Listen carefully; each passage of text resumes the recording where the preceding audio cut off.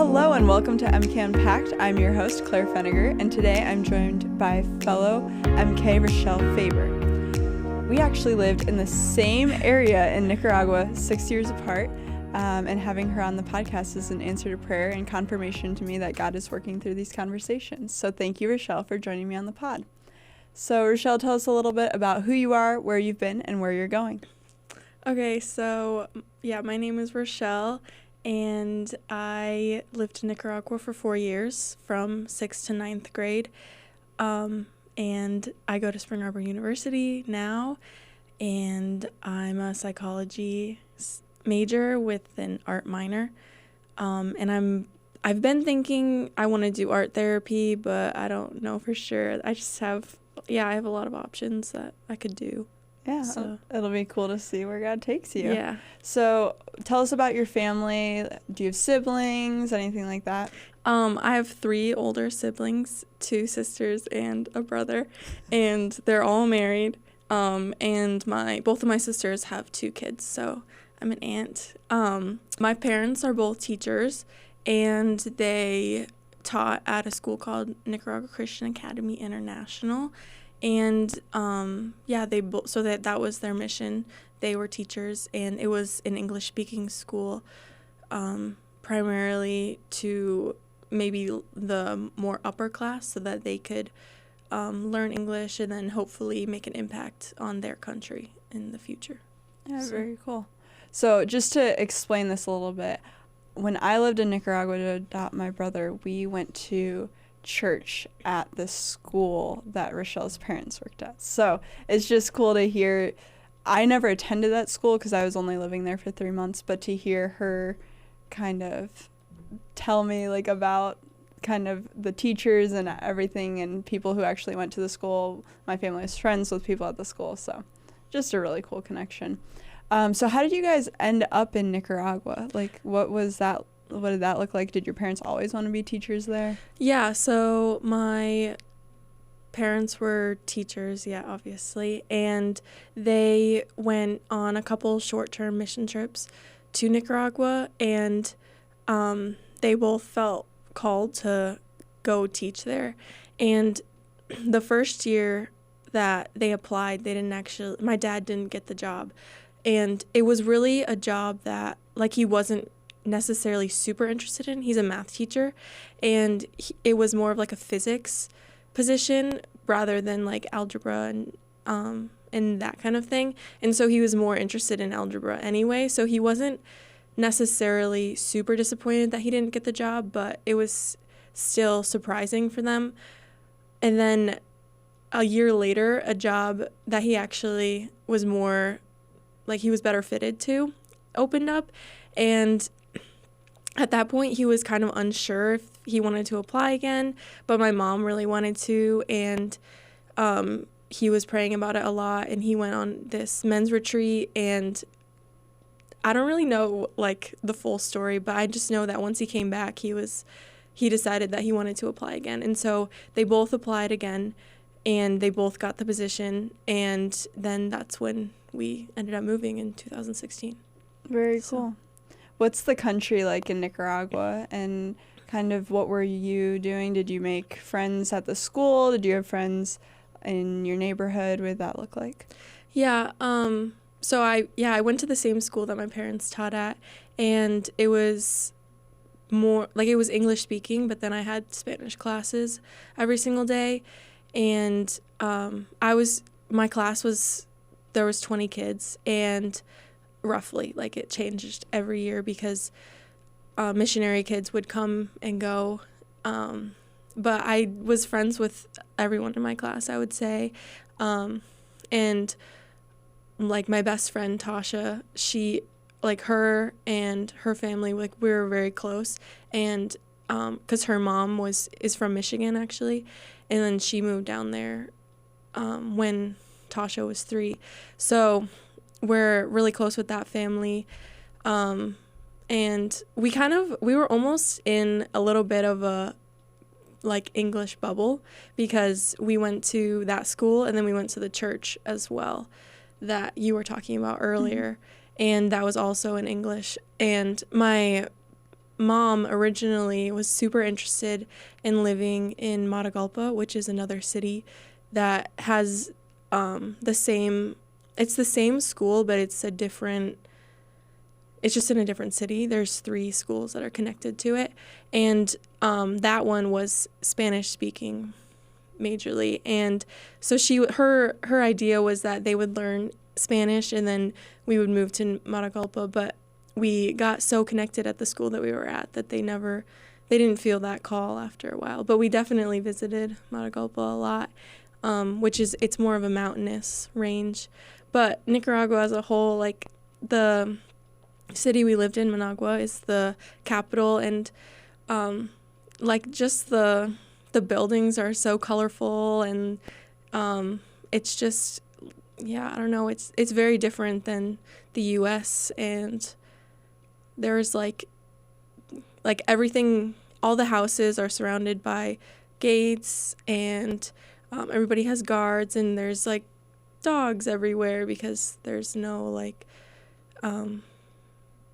there's just stray dogs everywhere, and there's always food being sold on the side of the road, and when we would go downtown, there'd be people trying to sell us stuff or like cleaning our windows, and they would just come up and just start cleaning your window, and it was just totally normal. Yeah, and you just have to pay them because they're doing the service. Yeah, what are you exactly. You can't just, and they did it for so little money, which is they only wanted like $1 basically, and so yeah.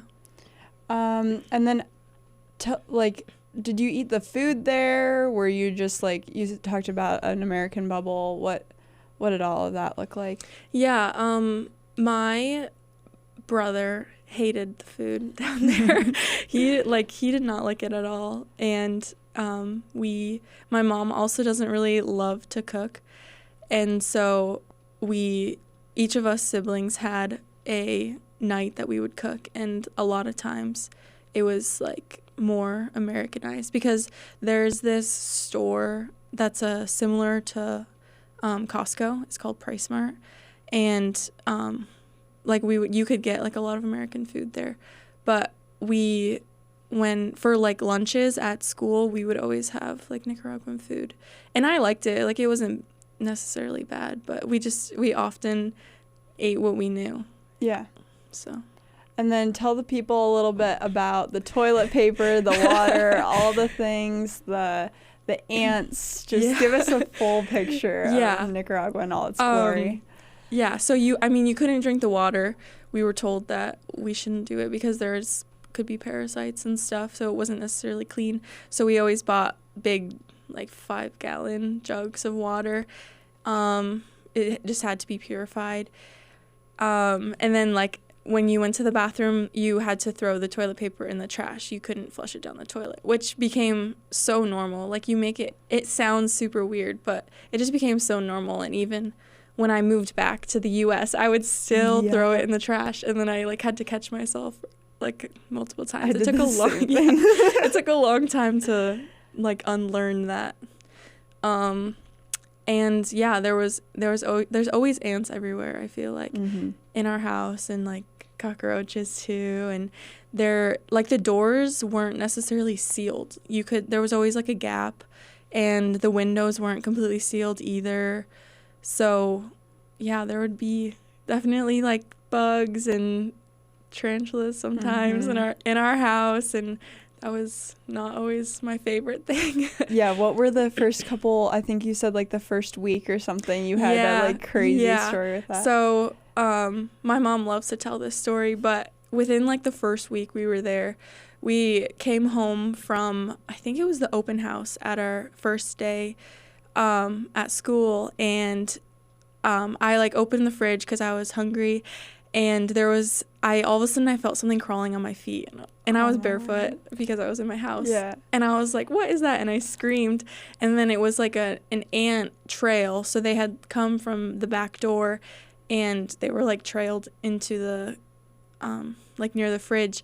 So they were climbing over my feet, and so my dad quickly got a broom and was sweeping away the ants, and so he opened the back door to sweep them all out. And then all of a sudden there was a tarantula that was like on the door. It like crawled down like onto the floor, and again, like me and my sister screamed. We were freaked out because we had never seen a tarantula before, and they're like I'm already scared of spiders. I did not like that. And then there was a moth, like a huge moth. Like it was so big, but like I don't know, they're just bigger there, I guess. And we were just freaked out again because it was just huge because we didn't know what it was at first. And so me and my sister, we jumped up on the couch because we were just like, what is going on?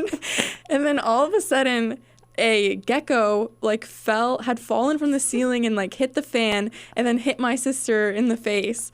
And then she screamed again, and it was so chaotic. And that was all within 10 minutes. And it was our first week in Nicaragua, and it was crazy. What did you think after that? Were you like, take me home, or were you just like, okay, this is where we're at? I don't even remember. I definitely got used to it though. So it wasn't a big deal after a while, because you live in like, there's a lot of trees around and like jungly almost. So there's just a lot of animals that are just there. You just learn to adapt. Yeah. And then did your family have any unique pets? Yes, we did. We had a pet monkey for 2 years because there was another missionary family that had raised the monkey since it was a baby. I don't know.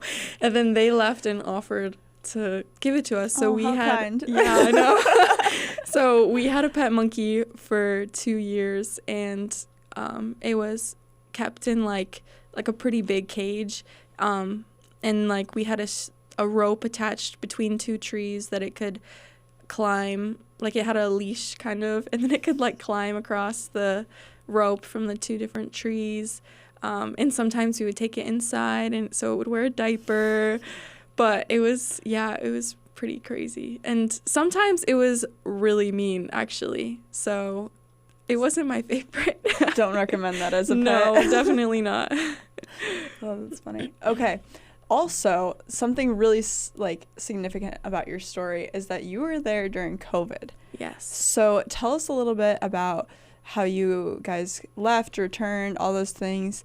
And then also the political climate of the country is pretty rough.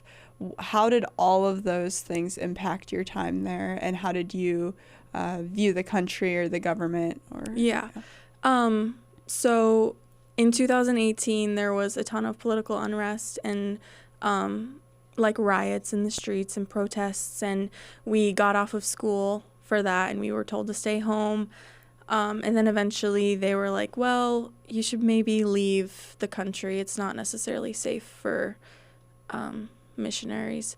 So we actually got on like the last flight because they started canceling flights and like not allowing people to leave. So we got on the last flight back to the U.S. and on our way to the airport, we were stopped at this like people in the street had like stopped us with like a wall, kind of like they took the stones out of the road because it was kind of like cobblestone. And they made like a wall a couple feet tall so that we couldn't get by. And we had to pay them in order for us to be able to like go through, and they had guns, and like my family was in the car, and we were like, I was sitting in the back, and I was kind of freaked out because there's people like walking around the car, and so yeah, we just had to bribe them to let us go through. And there was actually 2 walls, and so like the first wall, they like move the stones for us, but then the second one they were just like back there, and we like drove over it. So they didn't even move it for that one. Yeah. But that was like a really scary time for me because I still had friends that were still back there, like just because I had Nicaraguan friends in my class and stuff, and there was people being kidnapped from like by the government, and there was just a lot of unknown. And my family didn't know if we would move back after that because we were just unsure about the state of the country. And honestly, a ton of my friends moved away after that, like a ton of my missionary friends. And but yeah, we moved back, and we kind of had a similar situation during COVID in the fact that we left the country earlier than we were planning on. And my parents had decided that they wanted to move back to the States because my brother was graduating, and then my sisters were already living in the States as well. So they wanted to move back so that they could be there for their children, because I was the only one that was left living there. And so we had already decided that we would move back. But with COVID in 2020, we ended up going back early because they shut down the schools, and we had to wear masks and everything. So that was like a weird time too, because I don't think I realized the extent of the issue. Like everybody thought that it was only going to be like a couple weeks that we would be off, but it ended up being the whole school year, and then we didn't go back. Yeah. Can you share also a little bit about what it's like for your siblings to live in the States and you to be in Central America? Yeah.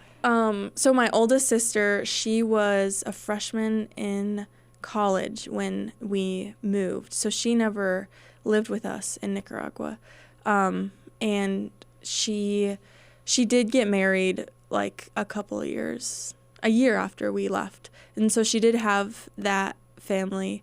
But it was super weird leaving her because, like I'd lived with her my whole life, and then all of a sudden I only talked to her over the phone, and she came down the first Christmas we were there and the last Christmas we were there. But before that, or like in the middle, we only ever came back to the States in the summer. So I only saw her for a couple months out of the year, which is... It's really strange, but like that's how it is now too, because she lives in South Dakota and I live in Michigan. So and like when my other sister left, Stacy, she graduated. She was a senior when we moved down there, and then she took a gap year and worked at the school for a little bit as like an assistant aide or something. That's cool. And so when she left, that was super weird too. So then it was just me and my brother. And so, it was definitely a transition every time. Yeah. How did all of these things that you've been talking about, so living apart from your siblings, COVID happening while you were there, the political climate, how did all of those things affect how you viewed God? And then also just as you were seeking him with parents who love the Lord, how were you able to find him and all of that?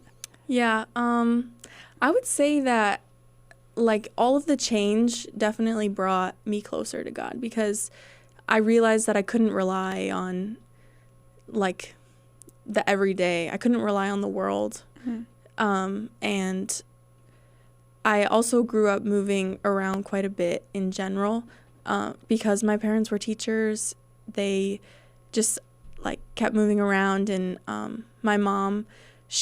her dad was in the military, so she grew up moving every 2 years.